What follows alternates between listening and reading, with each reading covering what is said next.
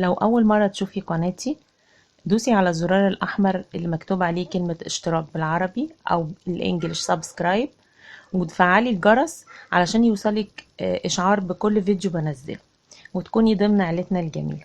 أشكركم. السلام عليكم يا حبايبي، ازيكم؟ عاملين ايه؟ أخباركم ايه؟ يا رب تكونوا بخير إن شاء الله. معاكم سمر من قناة سمر لايف ستايل. انا كان جالي استفسار عن القماش الستان، الانواع بتاعته ايه اللي تصلح للمفارش تتعمل واللي تصلح للتطريز. فالاستفسار ده كان من ام محمد. طبعا هي عارفه انا الاسم، اللي انا هكتب اسم الايميل ان شاء الله السؤال على الفيديو، لان بصراحة مش عارفة انطق الاسم، حروف كتير. بس انا عرفت اسمها، يا غالية عندي جدا جدا بصراحة، معايا من اول ما ابتديت القناة. انا عندي 2 ام محمد، واحدة موجودة تقريبا هنا يعني في مصر، وواحدة مسافرة بره. هتيجي بالسلامة ان شاء الله، توصلي بالسلامة ام محمد اللي بره. فهي اللي موجودة في القاهرة هنا قالت لي على الستان، فقلت لها انا هعمل لك فيديو اشرح لك فيه ايه هي الانواع اللي تنفع للتطريز وايه هي الانواع اللي تنفع ان هي تتعمل مفارش. فانا عندي هنا 3 انواع.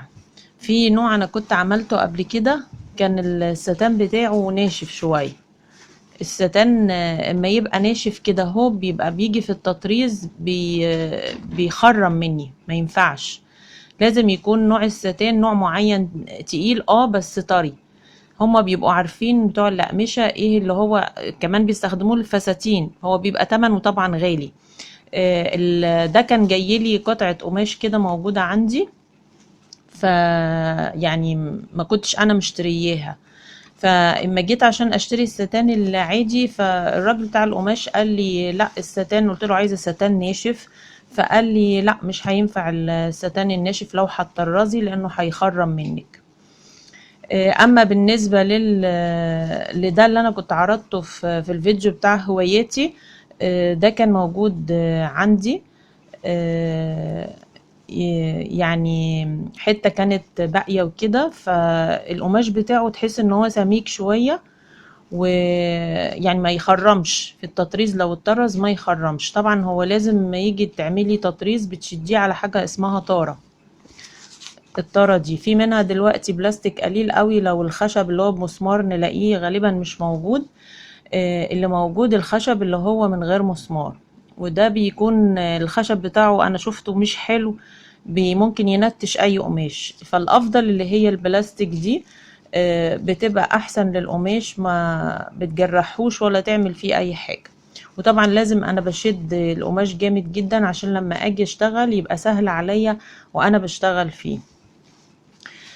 ده خفيف طبعا، ده بيبقى قماش قطن، بس مش قطن يعني ستان قطن 100%. بيبقى يعني نوعية أقل شوية من الستان اللي هو القطن 100%. الستان اللي هو فعلا قطن 100% اللي أنا عملت بيه مفارش بتاعت كانت عيد الأم، اللي هي كنت عاملة درجات البيج والأخضر والبني. ده نوعية أقل شوية فتمنه حتى أرخص شوية.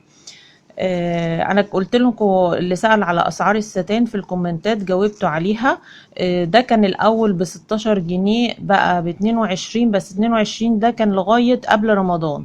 انا منزلتش بصراحة من ساعتها لان عندي كذا لون موجود لسه.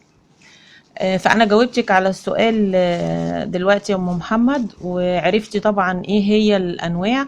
وسألتيني برضو على مفرش للسفرة، لو ترابيزة سفرة مدورة، القطر بتاعها تقريبا 89 او 90 سنتي. فقلت لك ان انت هتشوفي لو العرض بيبقى العرض كبير، فده بيساعد معايا شويه ما ينزل من جنبين بالنسبه للترابيزه المدوره. لو العرض قليل يعني عرض واحد بس، مش عرض عرضين، مش كبير، فطبعا ده هيبقى من ناحيتين قليل. فانا لو جبت هجيب لو هي القطر بتاعها 90 سنتي، يعني اعتبره كأنه متر، فاحنا هنزود ربع من ناحية دي وربع من ناحية دي.